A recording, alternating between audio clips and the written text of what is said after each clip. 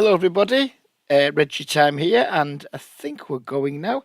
We're going to be looking at some hands I played yesterday from 15L Snap on Triple Eight. This is a live stream, so hopefully you guys will interact in the chat, and we can have some fun for an hour or so. Depends how long it takes to get through them. I'm not going to rush it. Hopefully there'll be some interaction from the chat, and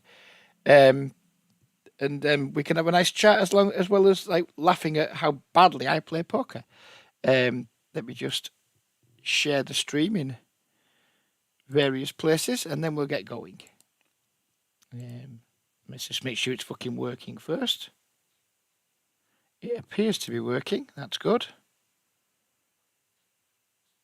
Although, oh no, we're off and running. Let me just grab the link, post it to all the places I want to post it to, and then we'll get into the hands. 1,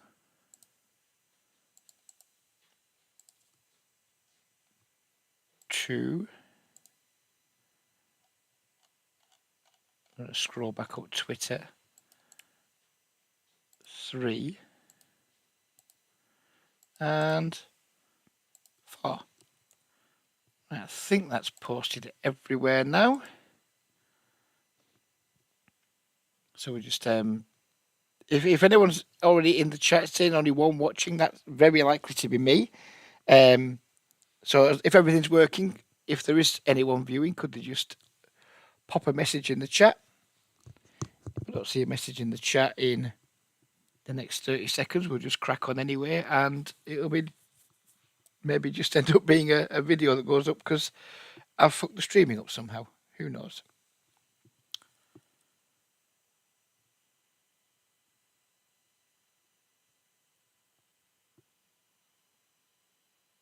Right, no idea if this is working or not, but we're going to crack on with the hands. I'll keep my eye on the chat just in case it is working and people show up to watch. So we're kicking off with this first hand, 10-9 of diamonds in the small blind. It folded around to the button who opened for 2.5x. I know we're not supposed to have flats in the small blind, but we had this fishy guy in the big blind. Thought it was pretty unlikely a 50/10 was going to squeeze unless they had a very good hand. If they do squeeze, I would almost certainly fold because of this guy's stack depth. But if he squeezed and then he called, I would probably call. Could be quite bad, but this hand is very pretty, and I do not have the discipline to fold if it went 3-bet call. As it happened, that didn't happen. We just end up heads up with the regular.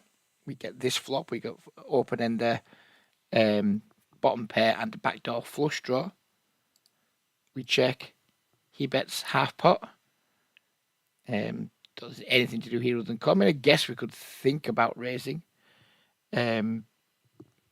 Don't know if that's really something we want to do. If we raise and we get 3-bet, we'd probably have to continue with the call, and I'd be pretty unhappy that the pot was getting quite large.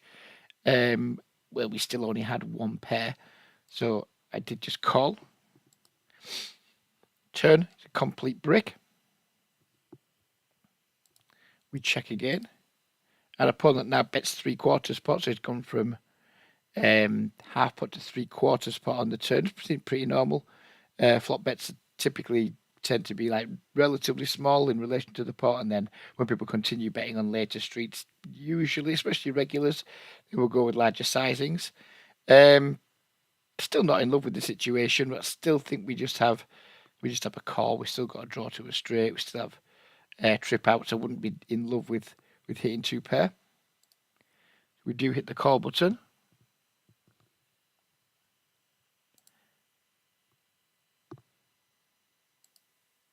For some reason that's done that. We hit the call button. The river's a 5 of diamonds. Again, it's like been a pretty clean run out. I mean, if we were ahead on the flop, we're still ahead now. Problem is, the more streets he keeps putting money in, the narrower his range becomes, I guess.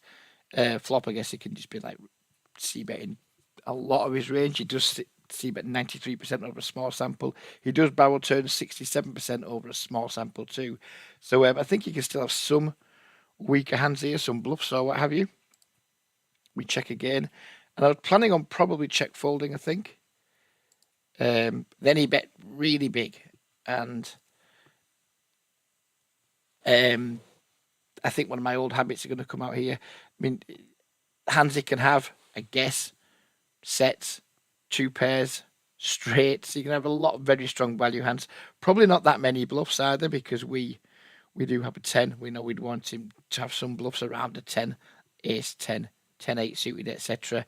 But basically, I'm something of a station when it comes to rivers in these spots. I think this is a bad call that I made, but I did make the call. Fortunately, our opponent was bluffing with the king out of diamonds. Don't think that's necessarily a good bluff on this run out. I think if I'm not folding fucking bottom pair, which I probably should, then clearly I'm not going to be folding anything else either. I don't think either of us played this hand particularly well. Possibly he played it better than me, but I don't think I love his. Well, no, he's got a double gut shot, hasn't he? I don't know. Not proud of that hand, but we won it, so fuck it.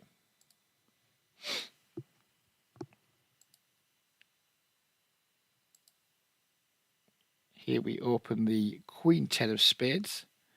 Why is this fucking hood? I don't want this hood. This isn't the hood I want. And now this is fucked. Right, hang on while we rearrange things. Unlock layout. Right, Mike's a cunt because he's a short stacker. Bosberg, you can go there.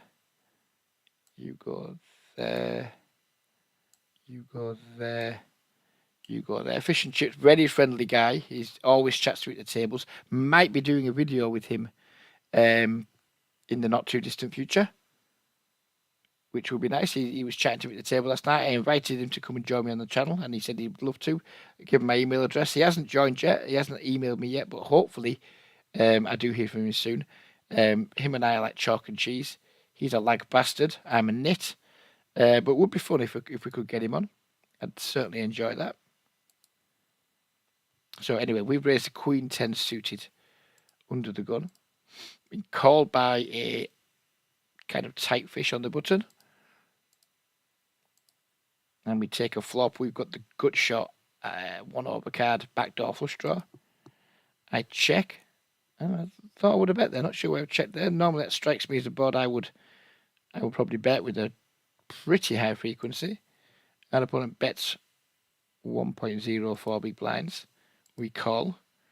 Turn is a jack. Not sure where this hand's going. He checks.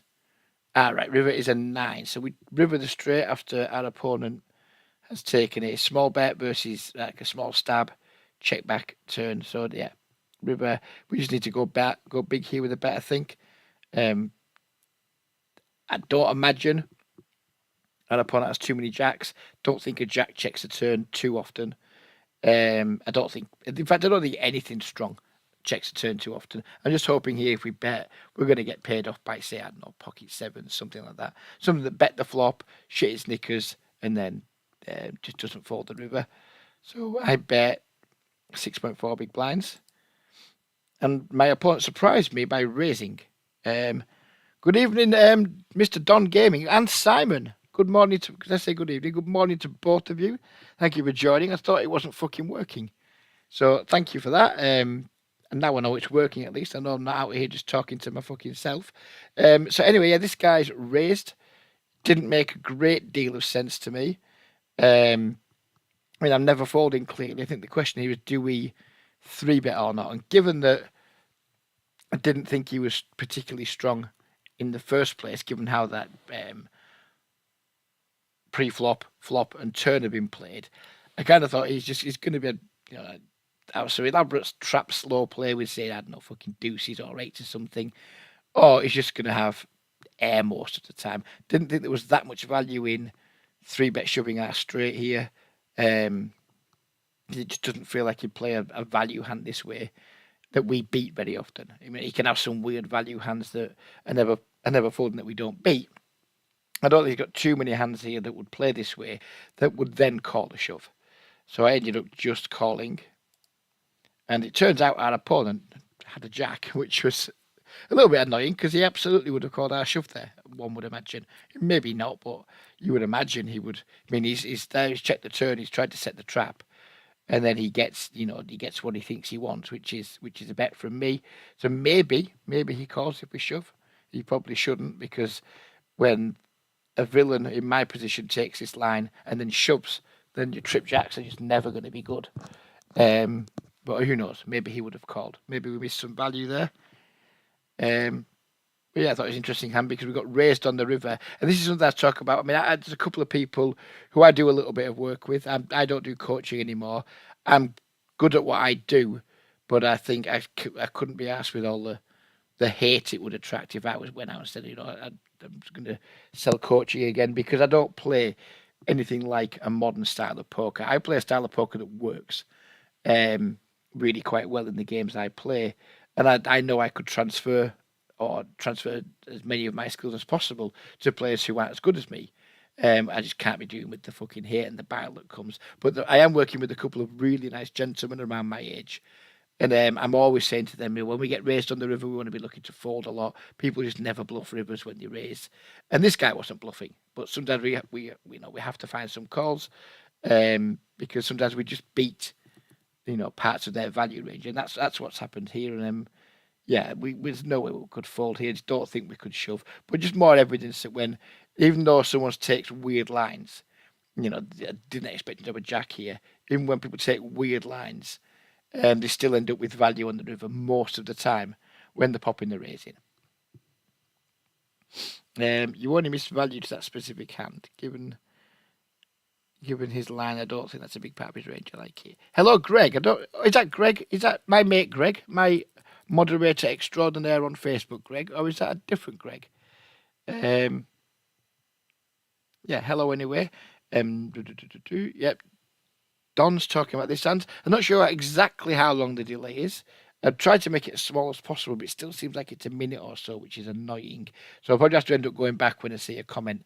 And we might end up talking about a hand we're not looking at for a moment. But I think you're right, Don. Jack X is the only hand we miss value from. And I just don't think we get enough calls otherwise. I didn't think he had Jack X very often, given floppy bet, 1.04 blinds, he bet like quarter pot flop, something like that. Check back turn. He took a bit of a odd line with his hand. And you're right, I think this is Jack X is the only hand we miss value from. And, I don't think he has a lot of other strong stuff, but I just didn't have the balls to raise, really. I didn't think it would have been a particularly good raise. Why is this fucking HUD continuing to come up? That, right. So then if we do this, hopefully we'll have to keep changing it every time. Here we are with the ace queen. We've got this odd looking fucker here, 1913, limping under the gun. Yeah, the fish in the small blind completing. I pump it up to 7.5 bigs at the big blind with ace queen of clubs. This guy calls. This guy folds. So we've got the worst scenario. I was hoping this guy might fold his hand. I was hoping this guy might call his hand. So we have the worst case scenario. Sorry, I may have missed it. Is this speed poker? Yes, it is, Simon. It's 15L snap, and the reason we're playing it is because my very good friend Duesenberg alerted me to the fact that on late last week, was it Monday? Sometime recently, Triple Eight decided to temporarily suspend all Russians from playing on the site. So I thought, fuck it, we'll give it a look, see what it's like. And the games haven't been fantastic. They've been better without the Russians. I think the best thing about getting rid of the Russians are that I don't think that their human players are any better or worse really than the rest of the people you see in the Triple Eight snap or any snap pool or any speed poker pool. The issue I have with the Russians is I firmly believe there's a lot of players from Russia and Belarus who just cheat, who just use real-time assistance or just employ bots, etc. And they're just hard to beat then.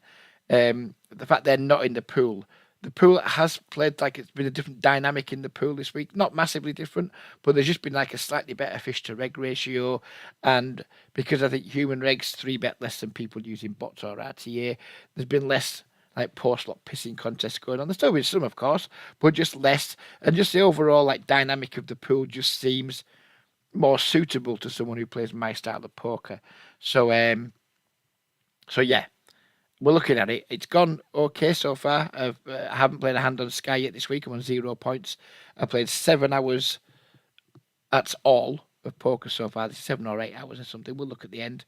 So I haven't been grinding really hard. I don't really want to get stuck back on the hardcore speed poker grind, but at the same time, if the games are good enough where I can make an hourly that's better than Sky, then that's what I'll do. I'll play in them. And if anything changes, hopefully, fingers crossed, the war ends soon. And, I don't know how long it would take then after the war ending for the sanctions on Russia to go away. I mean, without getting too political, because it's a poker stream, not a fucking political stream. I think if you sanction a lot of people from Russia because of their close contacts to Putin, and Putin remains in place after the war ends, and dropping the sanctions wouldn't make sense to me. But I'm not a geopolitical expert, so who knows? For the Russian people who don't cheat, it's a shame. But I mean, if Russians were allowed back in poker for years and years, from a purely selfish point of view, I'd be very, very happy. But if the war ending tomorrow meant Russia came back the day after, then even though it would hurt my bottom line, it goes without saying, just end the war. Just end the war. And if Russians come back in the pool, then I'll do something about my poker, because it's just fucking poker. And there's a lot of misery going on at the minute, isn't there? And we want that to end as soon as possible. But end of that. So yeah, it's speed poker, mate. Greg5161. Greg, that rings a bell with me, Greg. I just can't place you at the minute. Sorry, sir. Anyways, back on with the hands. 7 viewers now. Happy fucking days. Not one is if hit the like button yet, you fucking 7 collection of cunts. But I mean, if you want to, that'd be delightful. If you don't want to, then I guess you don't want to. I mean, it is hard work. Anyways, we've raised the ace queen, and we got the one caller we didn't want, and we got the guy we wanted to call. We got him to fuck off. So go Reg, did well there. We flop 2 overs and a flush draw. We check. I mean, we're just going to check this board an awful lot. Our opponent bets. We could call here, but I just like fast playing here. It's a sort of position where I would check raise my kings, my aces, pocket queens, probably check raise any sets I had, although I probably wouldn't have 6s and 3s. The only set I'm going to have here is pocket 9, so maybe I wouldn't check raise top set, but I would certainly check raise aces, kings, queens, jacks. And if we're going to do that, we may as well check raise our flush draws. Maybe we don't need to check raise our nut flush draws, but they're kind of the only flush draws I'm going to have here when I make it 7.5x out of the big blind. So that king, queen suited, ace, queen suited, ace, king suited, ace, jack suited. So I'm only really going to have nut flush draws here. So my bluffs are probably going to all be built around my nut flush draws anyway. So we go with the check raise. We go pretty big. Hoping to make him fold hand like pocket 8s, pocket 7s, maybe pocket 10s if he's limped to that. I mean, I'm not expecting to fold them all the time, but we're going to make it damn expensive for them to continue, and we don't really care what happens because we just have a lot of equity. If he's got a set, then we're not doing great against that, but against everything else, we're doing just fine. Good morning, you stain. Well, I think at the end, mate, when we look at my stats, we'll demonstrate that I'm just not a fucking stain, won't we? Where's the downvote? Yeah. Get fucked, Simon. Get fucked. We saved them for another channel, don't we? That we're not going to mention, of a particularly salty fuckwit who've, over the weeks, I'm gradually growing to really dislike an anti-rail hard. Anyways, back to this hand. We've check raised. We don't really care what happens. We hope he folds. We don't mind if he shoves. We're just up against a pretty strong hand, I guess. I'd probably rather he shoved than called, though. It just makes the hand easy to play. If he calls and then the turn's like a fucking... He just jams... we have nothing to do. We just had the snap call. We turn a flush, but the board's paired. Rippers a brick. And sadly, he had pocket 3s. Yeah, whatever. I was a little bit annoyed. Then I remembered back to when I was trying a bit of LTO, and I would have fucking loved doing what he's just done. So, fair play. He won the hand. We lost the maximum, but we give ourselves a chance to win the maximum. Not going to lose too much sleep over that one. We're in with the ace queen of offsuits here. This guy is pretty fucking mental. 39-23, good for the game. Irritating to play against, but good for the game nevertheless. We 3-bet him to 12 blinds. He 4-bets to a fucking enormous size, and this guy just doesn't do folding to 4-bets. So he just doesn't do folding to 3-bets. He doesn't 4-bet very often, but yeah, he's not a folder. I'm not a folder against these types. So I just piled it in. Well, I thought I'd piled it in, but evidently I didn't. Evidently I decided to leave $7, 7 blinds behind. But that was enough to cover him anyway. We completely miss and expect to lose this pot. And he had the ace jack offsuit. So yeah, I mean, I'm not pleased with the outcome of this hand because we lost. But I mean, it's a good sign for the games when people are just like 4-betting huge and calling off with ace jack. So I mean, I was disappointed to lose a hand, of course, but delighted to have players like this in the games that I'm playing in.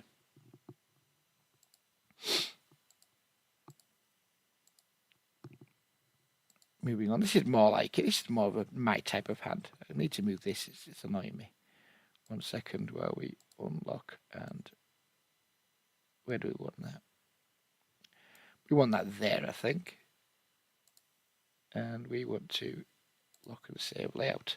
So we got the queens. We like queens, especially Shrimpy. Rakuten, who's another like aggressive regular. He's not the same as the last guy. This guy, I think, has got a bit of a clue what he's doing, but still, in my opinion, too loose, too aggressive. Not sure. I think I got more hands than this. I could be wrong though. Or I think I'm getting him mixed up with somebody else actually. We just call. I just don't do 4-betting very often anymore. The only people I 4-bet against are really, really bad players, or if I think someone's just never, if we just get a feel someone's never folding, I just do an awful lot of calling. I'd be calling with kings and aces here too. I'd be calling with ace king. I've just stopped 4-betting, and it's going pretty well, to be honest with you. Flop comes down 8-8-3. We check. He bets small. I think we just have to have a raise against this size. What we don't want to happen here is like we just check call this bet. Say he's just got like 2 over. Say he's got ace king or just some random ace x or king x. We don't want him to be able to like just bet this. Turn goes check, and then he just realizes all his equity for this small bet. It's a really small bet. You know, he can definitely have worse hands that can call. He's gonna have some better hands too. But we go with the raise, and I go with the small raise to allow a lot of his weaker stabs to continue. Maybe induces him to 3 betters on the flop. At this point, I'd just be willing to get it in against a guy with these stats. Although if we do get it in, I think we're way more likely to run into like aces and kings than we are tens and jacks. Shouldn't have too much 8x in his middle position in his cutoff versus middle position 3-betting range. But who knows? I mean, anyone can have anything, I guess. I guess there are some 8x he can have, just not a lot. Just not a lot of it, I don't think, anyway. So we go with the race, and if he's got aces or kings, if this guy who gives plenty of action has got aces or kings, then he's just going to get action. Yeah, Don, I might well have 4-bet you loads in the past. It's something I've stopped doing probably in the last couple of weeks, that's all. Yeah, I just almost never 4-bet. And to be honest, it is really going well. Of course, there's occasional times when you don't 4-bet somebody and then they make a hand that would have folded when you 4-bet, and you know, just lose a bigger pot than you would have done had you not 4-bet, had you made the 4-bet. But I'm finding a lot that I'm getting lots and lots of value, probably more value than I might get by 4-betting, just by allowing people to stay in the hand with the initiative when I've got some hidden monsters, etc. And then just being able to get much more value with them, because when I'm putting raises in post flop, because I'm not repping very much, because like in this spot, for example, what am I repping when we check raise here? This isn't a good example of what it is, of what's going on here, but because we're repping a little bit less, maybe we get a few more calls. Also, it just allows me to have more value post flop in my raising range. In my like 3-bet calling raising range. And my 3-bet calling range just used to be pretty much implied odds hands. And I used to get run over quite a lot in 3-bet pots. This prevents me from getting run over post flop in 3-bet pots. I think it makes me a little bit harder to play against. I think people just see you not 4-betting. They automatically assume, right, this guy doesn't have aces, kings, queens, ace, king, etc. And then they play the rest of the hand accordingly. So if we can like disguise our range pre-flop against what the typical group think of regulars is, if we can disguise our range against them, I think it's going to be, at least in the short term, going to be pretty profitable. Now, obviously, people catch on and they see hands, they're taking notes, etc. It's going to work less well against certain people, but I think against population in general, I think it's good and it's working well at the moment. So anyway, we've check raise the queens. He's called. Changes a jack. After he calls, I'm a little bit worried that he's just going to have aces and kings. But I was going to go for another check raise on the turn, which could be a little bit ambitious. We check again. I planned on raising, and it's mostly because I think this guy's just like on the aggressive side of the spectrum, and I just wanted to like any floats he made on the flop, just thinking my raise was too small. I'm just going to float the flop. I wanted to give him a chance to bet them again, so I was going to go for a double check raise here. Unfortunately, he checks back. And the river comes the fucking ace. I'm like, oh, Jesus, I've fucked myself here. Because you can have plenty of ace-x that floats that flop. Because we made our raise so small, you can have like all combinations of like ace-x suited that were 2-over cards with backdoor flush draws, etc. You can maybe just have like ace-king offsuit that stabs the flop when maybe it shouldn't, and then just doesn't fold because our raise is so small. Really didn't like the ace. So now I'm just hoping he goes check. I probably wasn't going to check call here. Which is a fuck up. These are some of the messages you'll get yourself in when you do go with the I'm not 4-betting strategy. But there's pros and cons to every strategy. I think there's more pros than cons to what I'm doing at the moment. But this is one of the cons. And now we're in a pretty shit spot when we get to this river. We've checked to an aggressive player who should identify by now that we've got a relatively capped range, not too much strength in it. He should probably bet quite big. He doesn't know. He checks, fortunately. And he had king 9 of diamonds, and I have no idea what that float's all about. But to float that flop and then not bluff on that run out when I checked twice, I think it's pretty bad from him. Again, I'm not saying I played the hand like a genius, but I think, I don't think you can float that flop in his shoes. I don't think you should float the flop anyway.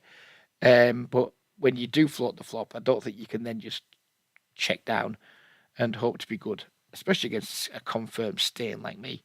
So that was a nice one. We're glad to win that one. Good morning, Anton. How's things, Chief? How's things? Anton's one of the people I talked to a little bit about poker. Same as Simon for like Langley Prestige. Simon. Both those guys give me a very small amount of money, and like last year, I think early this year, I didn't want to take money from Ad. I didn't want to, but they were they were happy to, and it was a small amount. So it's good for them to see how I play, and I kind of do the stuff that I'm talking about in sessions. Not like I'm like telling them one thing and doing something different myself. So I'm glad they're here watching. That hand was ours. We won it. Happy days. Ace Jack offsuit under the gun. It's not always an open, but we got some like pretty nitty players behind. This guy's fucking mental, and we got potentially a fish in the big blind. So it's definitely going to be an open at this table. Toasty calls.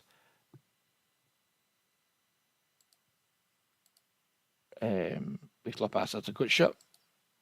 We see bet into Toasty, because if we don't, he'll just fucking bet. So I decided if I'm continuing putting money in the pot, then I'll just do it myself by retaining the initiative.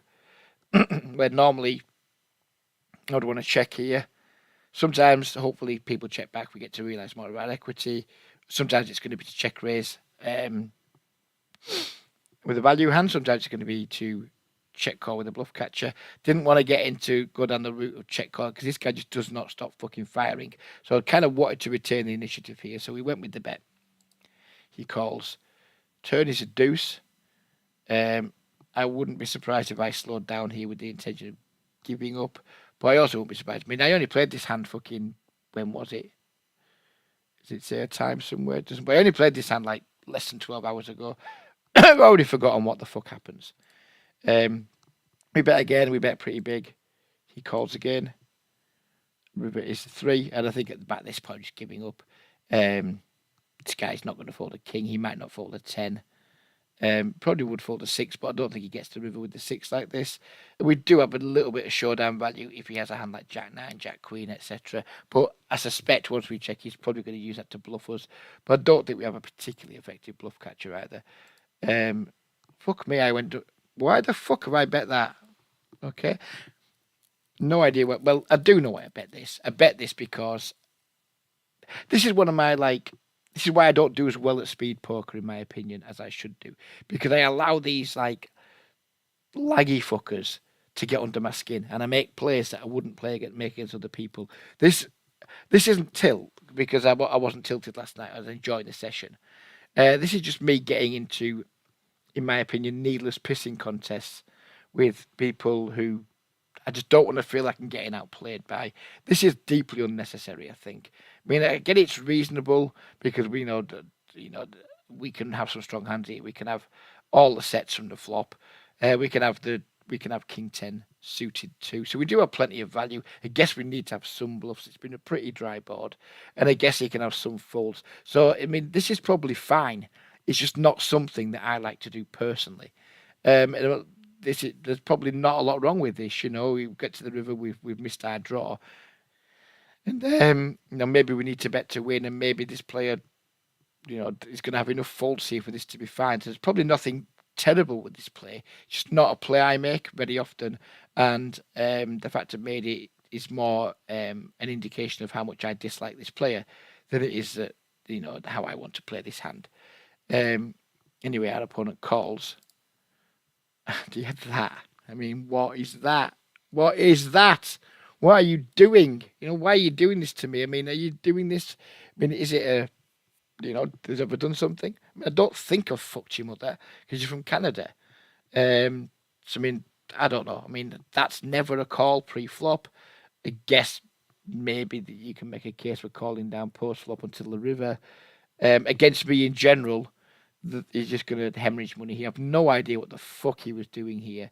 But this did set the tone for a few more interesting hands that I'm not sure how many of them I saved to review. But there was some interesting back and forth between us for the rest of the session. And hopefully some of them are going to show up in this review, but I can't remember.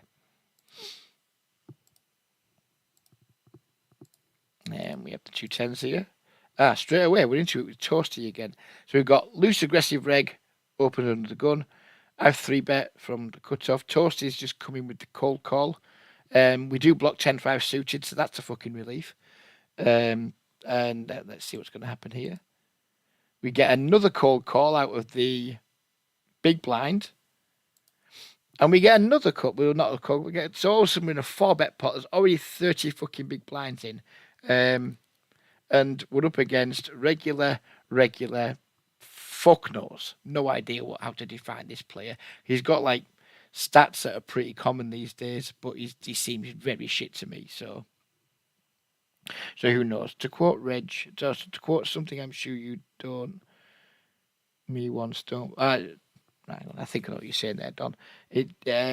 Don't bluff stations. Well, I didn't know he was a station fella. I mean, I know he's loose. I didn't know he was a station. You're right. I try my best not to bluff stations, but sometimes stations get to the river with incredibly weak ranges, and so do we.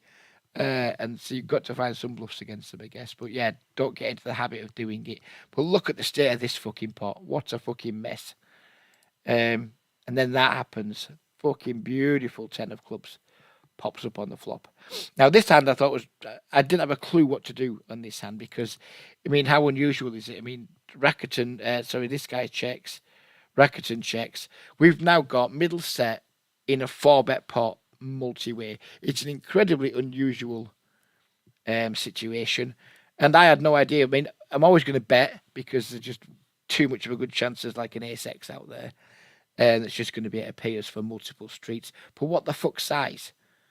I think we're going to hang on to let the chat catch up a little bit here because I'm interested in knowing, for those of you who are betting here, what size are you using? Because, I mean, look at the fucking state of the pot. It's 30 big blinds in it. We just have pocket aces a lot here. So can we don't have to bet too big. Do we bet at all? But we haven't, because we haven't got pocket aces. It means we don't block anyone having like ace king, ace queen, etc. I don't know. I was confused by this spot. I had no idea what size to use, or if we should even bet at all, or should we check to this guy, um, who I think has a reasonable. I don't know, he doesn't bet much versus Miss C bets actually. I just didn't know. So yeah, I'm gonna have a little slurp of my Vimto, spark up my vape, and give you guys a couple of seconds to catch up in the chat and tell me what size you would use here if you were betting.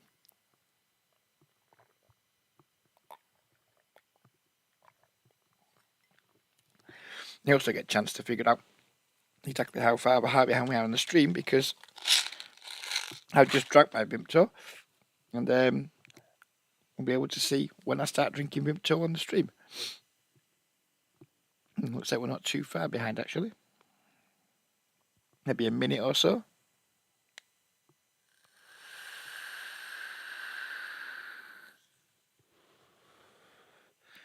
Maybe not even a minute, that's good. I don't think we're going to be able to do better than that because it's a zero delay stream. So this is obviously just the latency between OBS and YouTube. So the Don's betting 9 big blinds, which is like just under 1/3 pot. We look super strong. And 4 ways someone will overplay an ace. Do you recommend a specific format for building a bankroll? All right, good question. I don't have much look at Zoom on PokerStars. Should have stayed away from Zoom. Well, I'm going to look like a hypocrite here because I'm playing speed poker, with the hands that have played this video. If you're not winning at poker, if you're not, if you're playing a game and you're not winning at, then there's only one or two things you can do. Not one or three things you can do. You can play a different game format. You can study really hard and try and get better, or you quit. I mean, as long as you're not losing money that you can't afford to lose and you're enjoying poker, then quitting, I wouldn't recommend that. But yeah, maybe think about playing regular tables for the time being and game selecting. So while you're learning, while you're getting better, you give yourself more opportunity to play against players that are of a similar ability or even worse to you. If you're playing in a Zoom pool and you're not really winning and you're relatively inexperienced, then yeah, you're going to improve quicker, but it's going to be a lot more expensive for you. And I think a lot of guys just lose motivation and end up quitting playing. So my recommendation would be in the short term, probably cut your volume down. Just focus on studying whatever you want to study. Focus on game quality. Focus on just enjoying the game. And if you feel you've improved a little bit, you can dip your nose back in the speed pools, see if your results have changed, see if your confidence levels have changed any. But yeah, I wouldn't be in a rush to build the bankroll. I'd be in a state of mind to make sure I continue enjoying the game, to make sure I continue improving, and if you're doing all those things, profit will eventually come, assuming that you're not a total moron and you're putting yourself in situations where you're able to win. I mean, if you're constantly overfacing yourself with games you can't beat, then no, you're never going to win. But if you put yourself in games where it's possible to win and possible for you to win, then you're just going to get a lot more from your poker. Hi, Rich. Good to see you, Run 31. Again, another name I'm familiar with, but I couldn't place you from anywhere. Thanks for joining, sir. Thanks for pumping something into the chat. And there's only been Don who's had the balls to suggest a bet size here. The rest of you are fucking gutless. You absolute gutless fuckers. I mean, I thought Shrimpy's got a fucking opinion on everything, and he's not offered an opinion on a bet size here. What? And he calls me a fucking stain. Grow up, Shrimpy. Fucking put a bet size in. Anyways, fuck Shrimpy. I ended up going really, really small here. Maybe this induces some nonsense from this guy. I'm kind of hoping an ace might raise because they might consider our bet too small. They might raise to like thin the field, etc. And then because the pot's already so big, it's not going to prevent us getting it all in on later streets either. So I ended up going with that size. The guy in the small blind, the guy in the big blind calls, and the under the gun opener calls. Turns total brick. No one's got 5-3 here. Checks to us again. So again, we've got the same question on the turn. What size are we using now? I mean, it's very likely one of these players has an ace. There's 47 bigs in the pot with 87 left in our stack. So we need to make sure we're setting up the pot so we can like shove the river without it being an over bet. So what size are we all using? And I suspect, well, no, again, we'll give it 30 seconds for anyone to venture a turn sizing here. Anyone who didn't have the balls to give us a size on the flop, just see if you can find them. See if you can find your balls and speculate in the chat about what size you should go on the turn. It's just a friendly chat. No one's going to flame you if you come out with something that the rest find disagreeable with. I'm certainly not going to flame you. It's Tom. I used to play on the apps with you, mate. Tom. Oh, yes, Tom.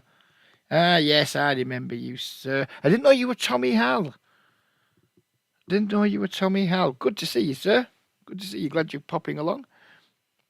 Yes, of course I remember you. 15 big shoots out of Ripper Shove. So the Don is coming in again with a sizing, showing the rest of you up.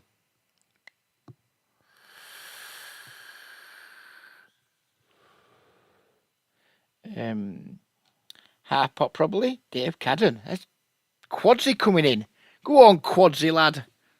I'm not going to do an impression because I can't do them like Ryan does, but good to see you, sir.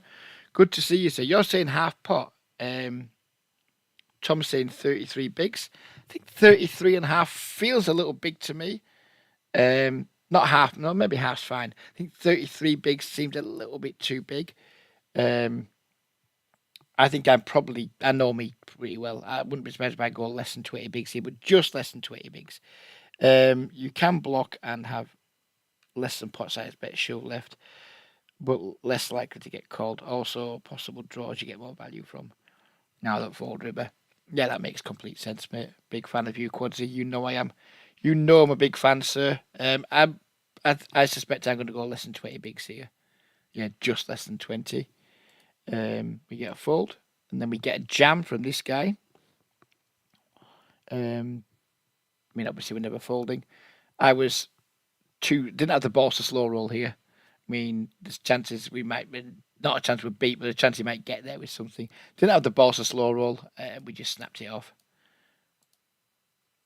River's a brick, and he had Queen Jack of Spades. So, yeah, all in all, that was a pretty nice turn card. We just don't get paid. If that turn card doesn't come, we're just not getting paid. This guy probably couldn't have had an ace after he folds a turn. So I guess there was just no ace X out there. Fortunately, we were delivered a turn. I mean, I think I like his line. I'd play it similar to him. I think he can probably just call a turn two because he's getting a reasonable price just on a call. And I do look very ace X heavy, so I don't think he has a lot of fold equity. When anyone double barrels in a multi-way 3-bet pot, they're just going to have a pretty strong range need all the time. So I don't think he has much fold equity, but I don't blame him for doing what he did because it's something I've done numerous times, and we probably all have too. You should be knowing you haven't got fold equity, but you've got reasonable pot equity. And we won the pot and we move on.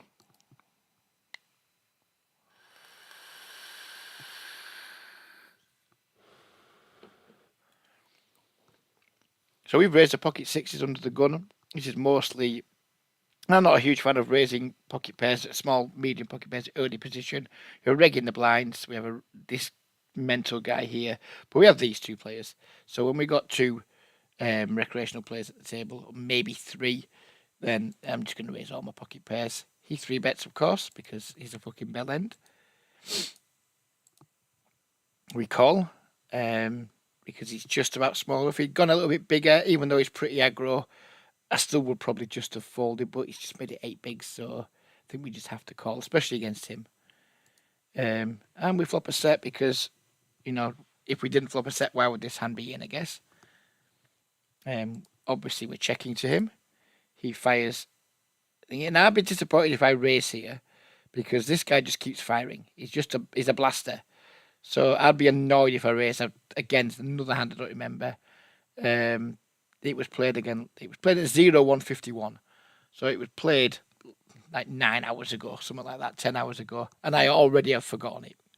And my short-term memory is fucking appalling. Pretty sure I'm coming down with early onset dementia. I'd be annoyed if I raised, though. Good, we didn't raise. Turn is a 10. We check again. He bets this size. And now do we raise? And the problem with raising here is that We just never have a weak hand when we do it. It's a rainbow board. Um, we just never have a weak hand. It is a blaster. I think there's a lot of players we can just raise here and get it in because they're just going to have ace king, ace queen. Yeah, they're going to have aces too. They're going to have queens too. But I think against most players in this pool, I would just raise this turn. Whether I'd raise all in or whether I'd raise small, I don't know. But I would raise this turn against most players because I just think 3-bet pot, double barrel, they're just going to have ace X a lot and it's not going to fold. But this guy, he's a blaster. So he doesn't have to have ace X. He can just have like all kinds of random nonsense. So my dilemma here is, do we raise here and just like risk him folding? Do we call here and risk him checking back rivers? Do we call here and do we donk rivers against him? I don't know. It's an interesting spot out of position against someone who blasts a lot, and I think if I know me, I'm just going to call again here and just let this guy keep blasting. We do call. We river the full house. We're going to check again, I would imagine. We do check. And yeah, obviously we're just hoping he shoves or bets, and then we're just going to shove over the bet. I mean, it's not ideal now because, well, nah, fuck it, it is ideal. If he bets, I mean, I think that if he bets and we raise, it's going to be hard to get called by a worse hand. But if he's got a queen, he's not folding. If he's got an ace, he's probably not folding. So maybe I'm talking absolute bollocks. But I think as played, we just have to check. Sadly, our opponent checks back, which is a shame. And he had the ace king. So maybe he just put me on the queen. Maybe he's, I don't know. I mean, I think his line's probably fine. If we check raise a turn, we're just getting all the money though. So our trap didn't work out too well. And does this hand change the dynamic the next time we play? Now he knows I'm capable of like checking multiple streets with sets. Is that going to discourage him from like adopting or continuing to use his like blasting tactic? I don't know. And the dynamic I feel constantly changes with these players. I don't know if I like overreact to how much I think they might adjust to me. I don't know. But I'm looking forward to playing with him again because he's an action guy. And even though he's going to bin me a few times, I'm going to bin him a few times too. So got to accept when you're in plots with these guys, that your variance is just going to be higher. Yeah, he is really super blasty, Dave. I mean, he's got an 88% C bet off a 32-21 pre-flop. He's got a 63% turn barrel. He is. I mean, it's a small sample, but he's just a blaster. And I'm not unhappy with how I played the hand. But when you see the outcome, you see he's got ace king, and we didn't get all the money in with the set against top pair, top kicker against this type of player. You do feel like you've missed out. But overall, long term for our meta game, I don't think it's the worst thing in the world for him to see him capable of checking sets 3 streets, because maybe it slows him down once in a while. Move on to the next one. I'll show you how many more hands there are. How many hands do we have? 11, and we're on hand 9.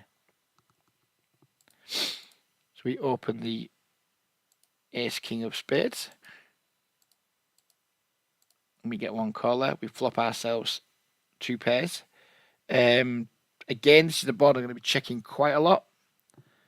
Don't know anything about this player. He's sort of random. I suspect I'm going to bet here because I don't know him, because he's a random. But I think maybe checking might be better. Just going for a check raise, trying to get all the money, try to get money as quickly as possible. I mean, it gives him a chance to stab with hands that maybe wouldn't call if we did bet. It allows us, it protects our checking range, all that stuff. But at the same time, we're not guaranteed to get 3 streets against his ace X. Because if we check the flop and he bets, then we'll probably have to check the turn too. So I can go either way here, but if we are going to bet, I'd probably prefer to just bet quite big and just assume he's a weak player who is going to be pretty inelastic to sizing. I did check. He bets 3 big blinds. And now the question is, do we raise now? Do we just call and then maybe the turn goes check, check. Maybe we get a check raise on the turn. I think I'd probably rather just raise now. If we fold out some air that he was stabbing with, then never mind. I mean, I might end up calling. I mean, I called the last hand. But I think against an unknown who's stabbing here. I think these like spots just check through a lot against unknowns and against recreational players. So when they don't check through, I'm just going to hope they've got something that can continue versus a raise. We do go with the raise, and he calls. Turns obviously a brick, and once we check raise, now it's going to be pretty mandatory that we just barrel off, I guess. A question of just sizing now, isn't it? We want to set the pot up, so we have a pretty easy river shove that makes him hard for him to fold. So I don't remember the hand, don't remember what size I used, but looking at it now, he's got 57 blinds. I'd like to see me bet pretty big. I mean, we check raise a flop, which is pretty polarizing. We're going to bet the turn. Wouldn't make sense to use a small size here, I don't think. So I'd like to see myself go at least 15 blinds, maybe a little bit more. See what I do. 18. Happy with that. If he calls, it just sets up like a really nice 59 blinds in the pot. 39, so we set up like a 2/3 pot size river shove, which pretty obviously I'm going to do. And that opponent calls. And he had the ace jack, so not a particularly interesting hand, but it made it into the review because it made it into the review, I guess. So penultimate hand, we have the ace queen in the small blind. We've got this guy who's very, very action player. He opens. We 3-bet the ace queen. We get the cold 4-bet. Yes. I don't remember the outcome of this hand, but I remember this hand because it was pretty fucked. Oh, no, I do remember. It's a fun hand. He called 4-bets, which doesn't surprise me because A is irregular.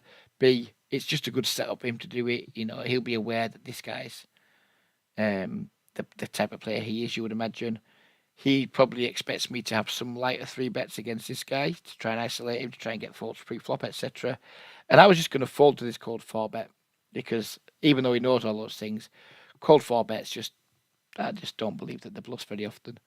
But then this guy just comes in with the call. And I was like, uh-oh, here we go. Can't fold now, Reg. You're getting about a zillion to one.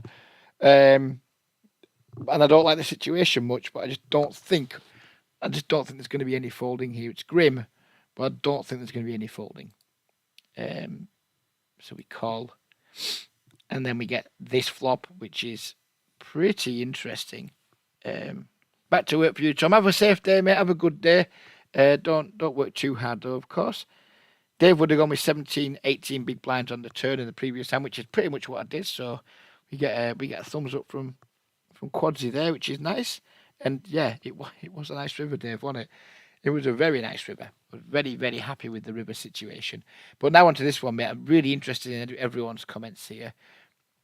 So we're going to do this one relatively slowly in terms of allowing chat to catch up with the action. So we've got ourselves a flush draw, basically, and it might not even be the best flush draw. We check, he checks, which I suppose is going to do quite a lot on this board in a cold 4-bet pot. I suppose he's going to be doing quite a lot of checking. And this guy just wallops 30 blinds into the pot.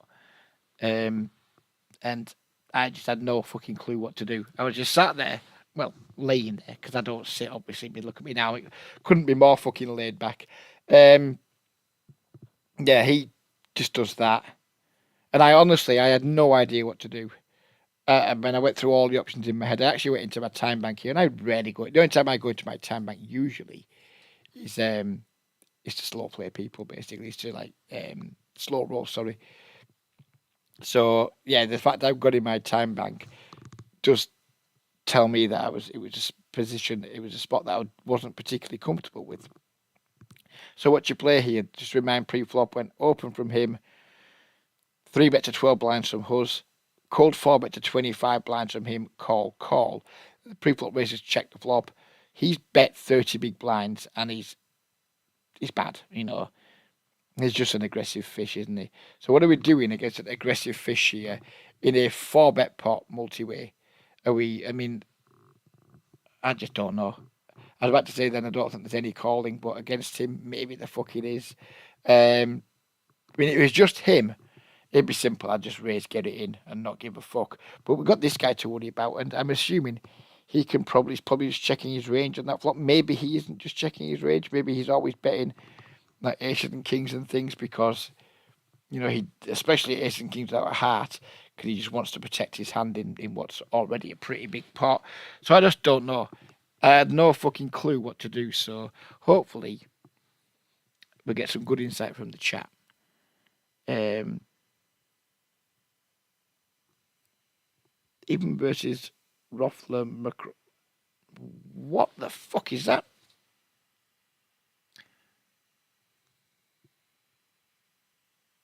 All right. So Quads is in the fuck it off camp. Even versus Rothler McRoffis. I have no idea what that is, but I think I like it.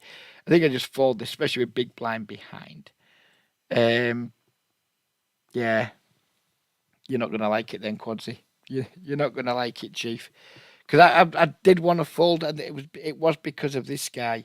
But I mean, this pot's fucking huge, isn't it? It's 105 blind in this pot now, and like this guy, he's this guy, isn't he? It's just him. He's just not good. And you know, we flopped a flush draw. This, yeah, you're not gonna like it. Looks like no one else is going to comment on like what they would do with it. And I understand that because it's a pretty. But of course, I'd have bought him at boat face, and then, you know, for the first time, again, don't want to get too political, but we've had lots of democratic things happening in this country. All of them went against me, and not once did the people in charge go against it. You know, they just said, "No, you voted. That's what you get." We finally get bought him at boat face. And then the powers that be said, no, we're not using that. Fucking wankers. Fuck democracy. Fuck those in charge. Fuck everything. Anyway, forget that. Back to this. You're not going to like it, Dave, because we did that. Because I was just like, fuck it. In for a penny, in for a pound. If this was like, if he wasn't like this, if he was more of a normal player, then I wouldn't do this. I would probably just fold because, as you said, we've got this guy behind still. And you know, we could be getting trapped by this guy. This guy could have like aces and kings with the heart, and we could be completely drawing fucking dead almost. But I just decided against this guy, we're just gonna punt it. You know, maybe we're ahead of this guy, maybe we're behind of this guy, and he can put some money in. But if he's got say an overpair without a heart, then at least we're drawing live. I just punted, mate, basically, and then he folded, which is incredibly pleasing because as someone who has a shit red line, that sort of thing is like pure fucking gold dust. So I was pretty pleased with that outcome. No idea how fucking terrible my line was, but the outcome was good. So let's be result orientated cunt and call myself a genius. Last hand, pocket sevens. Again, here, lots of people will not like this. They will not like calling in the small blind. You know, theoretically, it's not a popular strategy, is it? But I like flopping sets, or I like trying to flop sets. I'm very familiar with Dead Mole. He's another guy who was on the apps when I was doing the apps. He is a pretty tight player. I'd say it's pretty similar to me, maybe slightly more aggro, but we're kind of pretty similar players. I don't think he's going to be getting too out of line with his squeezes here. So I think we can get away with flatting. There's some guys I wouldn't flat this if there's like aggressive breaks in the big blind, but I think we could just about get away with it with Dead Mole. And we flop the overpair. Yeah, Quadsy's happy now we've won the pot. Go on, Quadsy. Had that fucking result orientation in like me. Fucking delightful. It was good because it worked. So we've got the pocket sevens here. Bit of a weird spot. Up against a relatively unknown player who's kind of got bad reg stats. Check. He bets. Just straight away here we have a decision point. I don't think we're supposed to raise the hand as weak as pocket sevens here, but because more and more people are just like stabbing small on flops with a lot more wider portions of their range, then I think you can make a case for raising. You make a case for just calling, of course, as well. Problem with just calling is that it gets murkier and murkier down the streets if people just keep betting. Although at the same time, if people just keep betting, then typically a middle pair isn't going to be good versus population over multiple streets. So I think there's arguments to be made for both checking and for both calling and raising. I suspect given the way I'm playing at the moment, the strategy I'm using, that I'm going to find some raises here, and I didn't. And this hand was literally less than 9 hours ago, and I've already fucking forgotten it. I'm not saying this is worse than raising. I'm just surprised that I didn't raise. Turn ourselves a 7, which is nice. Checking again. I'm pretty sure we're going to be going for a check raise here. He bets 5 blinds, which, I mean, half pot. It's not a size that we're seeing very often. I think everything so far in this hand suggests that this guy is kind of like a some kind of reg who isn't maybe especially well studied, a bit like me. So I'm not knocking him for that. But it's just not a size I think he's got like a pretty strong hand here, like aces, kings, queens, etc. He probably uses a slightly larger sizing. But I suspect if he's betting twice, he probably has, quite a lot of value in his range. So I think we just have to raise here. And I do, and I raise small. Not sure what I feel about this raise size. I guess I thought he was either, well, I don't know. I guess I just thought he didn't have like too many really strong hands in his range. So I just wanted to raise to maybe just not allow like pocket 8s, pocket 9s to fold. Whereas I think if maybe we made this 18 to 20 blinds, maybe I thought he would fold too many hands. So we just made it this small size, very exploitable, because it's not a size I would use with like any hand that I was trying to get some folds with. This is not a size I would use, so it's pretty exploitable. And he clicks it back. So now what? We've as far as I'm concerned, we've got the fucking nuts. If he's got the ace 5, then good for him. He's just getting all the fucking money. Or if he's got the 5-6 or what have you, he's just getting all the money.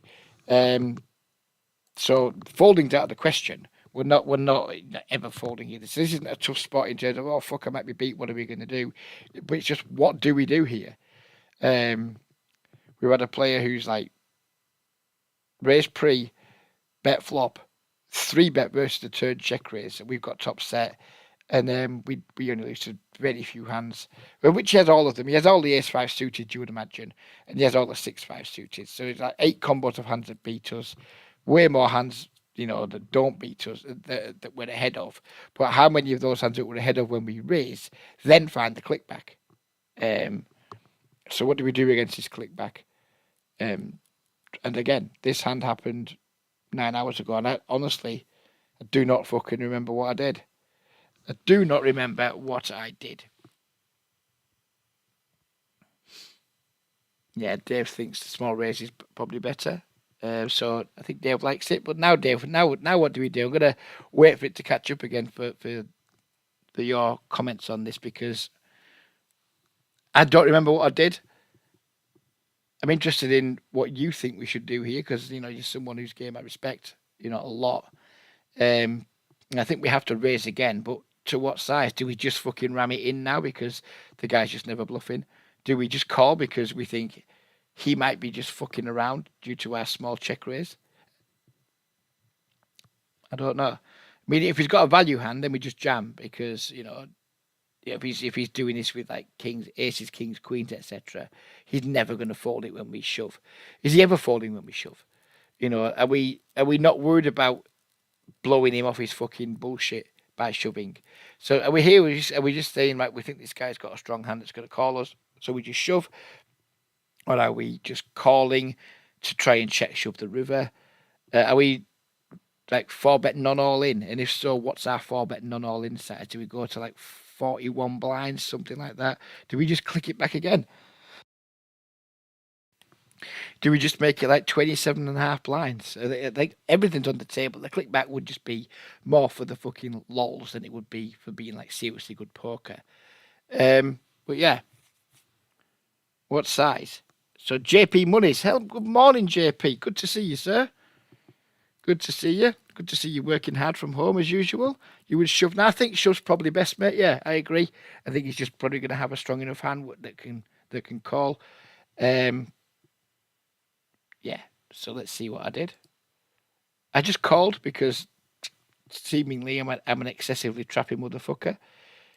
King comes. We have to check after we just call. and he shoves. So I mean, we end up getting all the money in anyways. Happy days. And he had that. I mean, what the fuck is that?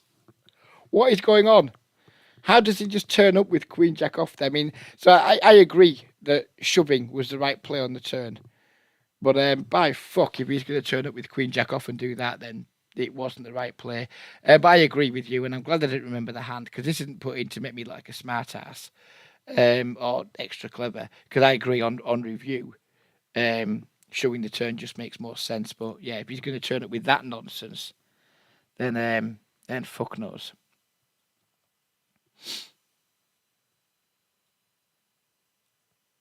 Yeah, that was quite remarkable. Wasn't it? JP's giving him aces, deuces, threes, fours. Yeah, that's pretty reasonable. I'm not sure I agree with the ace X of hearts so much, Johnny. I don't think they used that particular size. Well, I mean, this guy, who knows? I mean, look what he's turned up with. So yeah, I don't agree with the with like just the random bare flush draws with the ace. Maybe, but it's not something I would expect to see very often. But I agree with the rest of the range you've given him. We were all wrong, JP. We were all fucking wrong, mate. That was just bonkers. I do not understand his line whatsoever. And get his flop C bet, I suppose, reasonable enough. When he gets check raised on the turn, he just has the most trivial fold ever.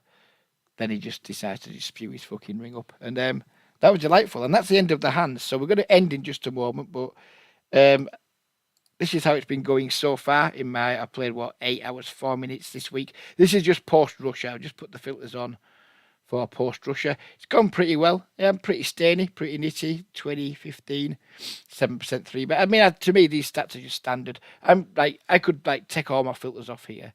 And I'd be around these stats. I'm a remarkably consistent player in terms of like my VPIP, my PFR. My 3-bet changes now and again, depending on what mood I'm in this fucking week. My fall to 3-bet, I think, is a little bit too low, but I've just been 2-tabling. And you just get a bit less patient, don't you, sometimes? Flop C-bet, I think, is reasonable. Could be a little bit higher, but we've had quite a lot of multi-way pots. Don't really know how river coil efficiency works, but I believe anything better than 1 is okay. Went to showdown. Prefer that to be a tiny bit lower. 1 at showdown's really good, 61%, and this number could do it a little bit higher. I mean, I think 44 is about standard, but I'm taking, I'm not the most aggressive player. I just got my style. It's not even close to fucking Solver approved, but it is Reggie approved, and it's approved in terms of like how much money I've made down the fucking years. I mean, I remember when we did the Duesenberg podcast with him last year, or was it before now, a long time ago actually, wasn't it? 2020, I think that was actually. And he put in his video, like, because I told him I'd won like over $250,000 lifetime, and he put with the question mark to say, this guy really, I mean, I'm probably by now approaching maybe not 300k, but certainly $275,000 in like lifetime winnings in online cash games. Maybe if you had tournaments in, I don't know, it might be a bit more or not. So what I do works. It works in the games I put myself in. I'm not for a second saying it's like cutting edge, really good strategy. It's just effective in the environments that I choose to play in. Just pretty tight, pretty solid, a little bit on the passive side. Not aggro enough probably. We look at the graph, we look at the red line. It's going down. My red line's always going down. I can live with this. We've got nearly 4,000 hands, and we're losing it around 10 bigs to 100 red line. That's been my standard for as long as I can remember, losing like 10 bigs, around 10 bigs red line lifetime. I remember years ago, JP, I'm sure you what I'm saying, you posted a graph to 2+2, and it was a fucking sick graph. It literally just went like straight up. Then some cunt said, "Oh, put your red line on." So great, JP put his red line on. His graph continued going straight up, but his red line was like worse than this one. It was going straight down, but he was just winning so much at showdown, it didn't matter. And then he got like loads of people like, "Oh, fucking red line shit, you need to do this." People who wouldn't have a win rate even close to what Johnny's was, because Johnny was a really good player back in the day. He's still a good player now. So people who were probably winning a tenth of what Johnny was winning were telling him he was shit because his red line was shit, or he needed to do something about his red line. I mean, the guy posted a graph over a big sample where he's winning at over 10 bigs to 100, and people were telling him that part of it was shit, and I was like, fuck off. Red line, it's interesting to look at, but if you allow it to like influence too much how you're playing, you're just going to get yourself in a fucking mess. Your red line is what it is, and if it's going down too sharply, it's probably indication that you're missing value more than you're not bluffing enough, and it's also probably a very strong indication that you're playing too many hands from the blinds, playing too badly from the blinds. That's usually when red line's bad. It's because you're not value betting enough. It's because you're playing too many hands from the blinds, or maybe because you're calling too many 3-bets and then just getting blown off pots. But while that red line's like that, I'm fine with it. This is obviously not sustainable. Winning at 15 bigs to 100 is not sustainable. This is probably more likely to be down at 5 or 6. I think two tabling these games, excuse me, with Russians, this number is probably 3 or 4. Without Russians, I think it could be 5 or 6. But we'll take the heater while it's there. It's been a good start. I'm not saying that I'm going to be continuing playing these games, but if I keep looking into them and playing at off-peak times, I found like this session here I played in the early evening, and there's 60 people in the pool, and it was mostly just regs. You couldn't get the fish very often because you're out of like the 800 hands. There's probably 600 of them played where it was just me and 5 other regs at the table. So a bit of a waste of time. Most of the rest of the sessions have been played like off-peak times. You can see. Don't know where that 6 in the morning. Yeah, I do know where the 6 in the morning comes from because I was awake at Sparrow's Fat. Then 8 in the morning, lunchtime, early evening. Then this is like the evening part, and then the other ones have been like off-peak times again. So I think if I play off-peak times when the pool is like less than 40 players, I think I'm going to be in good games most of the time and be able to have a good win rate. I'm just not going to be playing in the evenings. Not going to be playing on Sky much either. I'm going to play over the weekend on Sky probably. But yeah, Sky's been a bit of a shambles lately. The traffic's dropping consistently. The cash games just waste of fucking time most of the time. You're lucky if you can get 2 or 3 reasonable tables at 20 and 30 NL. I don't want to be playing quite that fucking low. I do still have like an income to make, and if I can play these games at I don't know at $10-11 an hour, then that'll just about fucking do me. I'm a man of like I don't spend a lot of money. I don't need a lot of money. If I could just grind these for $10-11 an hour for 120 hours a month, then fucking happy days. And then when Russia come back, I'll probably have to change plans again. But for the time being, while there's no Russia, and I believe Belarus have been kicked out too now, while there's no Russia and no Belarus, and whilst games are good at off-peak times, that's just what I'm going to be doing for the next few days and hopefully weeks, and we'll see how we go. But that is the end of the stream. Let's have a little catch up with the chat. Red line is a meme. Stephen McIntosh, I'm not sure I'm familiar with you either, sir. There's a Russian data mine site, and lots of top rigs have terrible red lines. Is that stat name or something? Is it called Stephen McIntosh? Is that a different one? I know there was something that Juice had alerted me to in the past. You're right. I think most of my worst break-even stretches or downswings have come when I've been trying to address poor red line, and then when I just don't give a fuck about red line and I just play my game. And accept that sometimes my red line's going to go down sharper than other due to pure variance on the board textures and what have you and the setup of the pool at that time. I look at red line, it's there. I'd rather it didn't exist. I'd rather there was just no red line and no blue line, and all we ever looked at was like the green line. If we just took this off, I'd be much happier if we don't need that anyway because there's no rate back on fucking AAA. If they're just like that, and then we didn't have the red and green lines. But we do. It's a thing, and you're kind of looking at it, isn't it? It's like don't touch the wet paint signs and all things like that. It's there. You don't want to look at it, but you do anyway. But yeah, overall, very happy with how it's going. You're tavern on Sky. You, sir, are a pain in the ass. You're one of the reasons why Sky's tough. These days. I didn't know that was you, of course, so mate. But yeah, what do you think of the Sky game? We'll hang around for another 5 minutes or so if people are chatting. What do you think of the Sky games, Tavern? I know I've seen you turn up in some of my 13L games, and I haven't seen you in those games for a fucking long time. So I'm presuming you've been a guy who's been playing higher, and maybe now you're just playing a bit lower because you're struggling to find the action too. You're struggling with the traffic. So what do you think of the Sky situation? I mean, are you just back in the 39 games on Sky? Have you been playing somewhere else and not been playing higher on Sky? I wasn't pleased to see you anyway. I was like, oh, fuck's sake. There's another fucker who's better than me. But yeah, I'd be interested in anyone who's watching this video later who plays on Sky too. Please leave in the comments what you're thinking of Sky, because I guess I should just ramble out my thoughts on Sky for a minute. I think it's Sky have just basically shit on their players now for a long time. They've not improved the software. They all they do is just continually drop guarantees. They don't invest in the poker arm of the business whatsoever, and they've just taken their poker players for granted for the last 18 months. Like during lockdown, guarantees went right up and everyone was fucking happy. But I mean, they're just not even, they're dropping guarantees, and then they're still not meeting them guarantees, because every time they drop them, they just lose more players. It seems like it's an ever decreasing circle to me. And I've noticed that they're putting some SPTs back on. They're going to have a live SPT in Vegas. So they're doing some things. But, I mean, they're putting money into, like, putting a live SPT on in Vegas. It's going to benefit, 30 or 40 fucking people.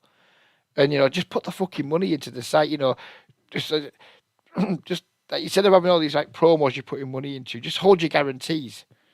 Do something to try and attract some players back to the fucking site. Fix your software. And then just advertise a little bit, apologise, like hold your hand up, right? We've been a bit shit with this software. We haven't been able to do anything with it, but we've fixed it now, and we're trying to fix it. And we're gonna, to celebrate the fact we fixed it, we're gonna run some tournaments and with like bigger guarantees. We're gonna accept that we're gonna take a bit of a bath on it. We're gonna lose some fucking money, but hopefully long term that'll attract some previous players back. At the minute, it's like they've just fucking given up on it. And let's have a little jolly to Vegas. Let's have a little jolly to fucking SPT Brighton and what have you. All these things they're putting the money into, when it just needs to be put into the fucking software. It needs to be put into advertisement. They're getting a lot wrong. And in the Discord group, there's like constant discussions, and there's I'm not sure how much you should say, but there's people in there who like defend Sky and complain about those of us who complain about Sky. And to me, to be honest, there's no right really doing that, because all the complaints and all the observations are just really valid. Every criticism I see of Sky in the Discord is valid, it's legitimate, and fine. I get you can be fed up that people are making those comments, but you can, I don't think you're entitled to say that the people are out of order for making them. You can't call them doomsayers and naysayers and things, because they're just right in what they're saying, really. And to sulk and can call people names for expressing a negative opinion about something that's overall a pretty negative situation is churlish, I would say. Not only play 100, but lower stakes than Sky. Yeah, they've definitely got worse, Stephen. The regs haven't got much better, in my opinion. There's just way less fucking fish going around. There's just I think it was last Thursday, I went to play a post-midnight session, and I think there was like 4 tables running between 20 and 50 nil, and it was just after midnight. It's a fucking joke. It's really bad. It's really sad what's happened to Sky. But whilst there's no Russians on AAA, I don't give a fuck. Sky can do whatever the fuck it wants. I don't give a shit. I'll keep my bankroll on there, because if I withdrew it through not playing for like a few weeks or a month or whatever, and then wanted to go back, I'd probably struggle with that deposit limits, because I don't really have an income as such too. Because they started getting nosy about, can you afford to deposit this money? Of course I can afford to deposit the money. I'm overall for the games I play, but they'd be like, what's your income, Reg? I'm like, oh, yeah, well, I work 8 hours a week, mate. So that's my fucking income. And I wouldn't be able to get the money back on. So I'm going to keep the money on there. But yeah, fuck Sky for the time being, while Triple H's doing what it is. If Triple H goes tits up, I probably would go back to Sky, because GG's just really shit. It's just full of nits. Even if GG get rid of Russia, it's still just full of fucking nits. Party poker, it's just hard to analyse your hands. It's not hard to analyse your hands, but I prefer having a HUD if I'm playing speed poker. I'm happy working without a HUD on Sky and Unibet, but on speed poker, I'd prefer to use a HUD. I also believe that there is a way to get a workaround on there so you can have a HUD. I'm not interested in doing that, but I suspect there might be some people who are. And I just don't want to be disadvantaged by that. But yeah, I am going to shoot off now. Thank you very much for you guys who tuned in and watched. Thanks for the comments. I'm going to do another one. Well, I was going to do another one Monday, but apparently I'm on some fucking asshole first aid course now. So it's very unlikely there's going to be another video now until next Thursday from me. Monday's the day I like to make videos best, but because I've normally got a lot of content from over the weekend, I'm just not going to be able to do that this week because I've got some woman coming to my house to deliver a first aid course that I've got no fucking interest in. I've tried to get out of it. Sadly, I can't. So it'll be next Thursday before another video. Who knows where it's going to come from? If it's coming from Sky, it means Triple Eight's gone badly. If it's coming from Triple Eight, it means it's still going quite well. But yeah, I'm going to shoot off now, gents. Thank you ever so much for watching. Been a pleasure chatting with you. Pleasure catching up with you. And yeah, take care, everybody, and we'll see you soon.